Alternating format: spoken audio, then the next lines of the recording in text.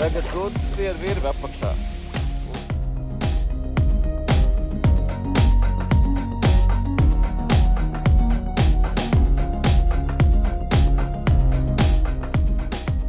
Ar maisa palīdzību Maras maisa izglāba ne tikai Baltijas jūras tīklus, bet arī izglāba šo smago telefonu stabu izcēlēlām no grunts.